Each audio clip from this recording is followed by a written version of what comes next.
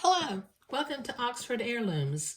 Today we're going to attach the front of the bubble to the front yoke of the bubble.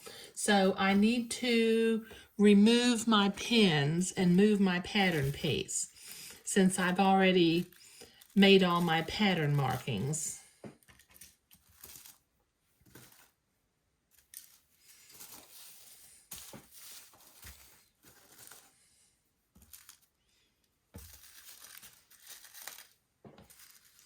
Set that pattern piece out of the way. Okay, I've got a pretty strong crease right down the front of my fabric. So I think what I'm going to do real quickly is I'm going to go ahead and iron that because our first pleat is supposed to go in and it's an inverted box pleat and we should not have a line down the center of the garment. So that'll take me a minute to do. Okay, I've got the center front of the body marked and the center front of the bodice marked. So what I'm going to do is I'm going to pin those two center points together. And then I'm going to begin to create my pleats going towards the side ends of the bodice. Okay, so I've got my front center pinned. Then I'm going to begin to create my box pleats.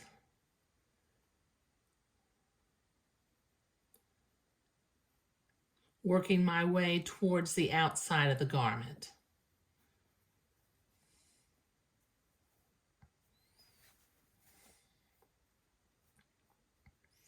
Just pinning as I go.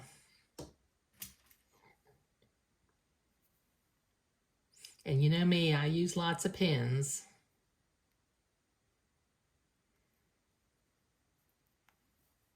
Okay, this will take me a minute to get all this pinned, so I won't show you all this.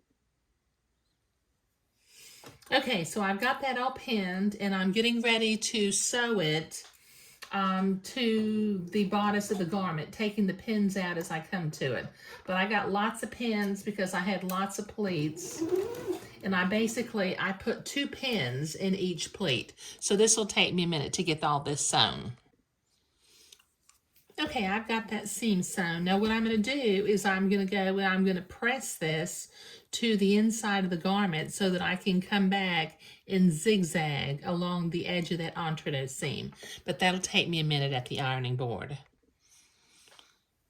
All right, I've got that pressed and that's looking really lovely. The pleats are nice and even and they fit the bodice piece just perfectly. And that little trick I did of doing the pleats as I pin it to the bodice part, rather than folding the pleats and hoping the pattern piece fits the bodice, is just something that I do. You know, you may want to try that sometime yourself. But I need to set my machine for a zigzag in the appropriate stitch length and stitch width for sewing entre-deux again. And then I'm going to zigzag this front on, catching the right fold, catching the folded fabric on the left and catching the entre-deux ladder on the right.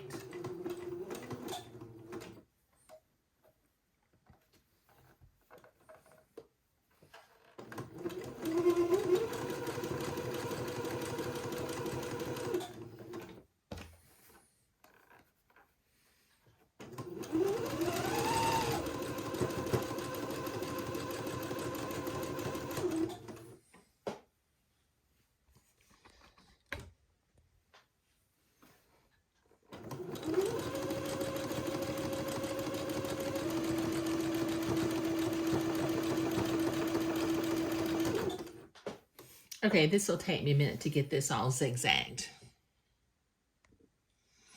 Okay, it's starting to look like a garment with the body sewn onto the back piece. Now let me check my pattern directions for just a minute. Okay, so in the next view, we're going to start working on the back of the bubble, but we'll have to create the placket first. But in this video, we were sewing the pleated front onto the bodice yoke of the garment. But that's looking super sweet. Okay, thank you.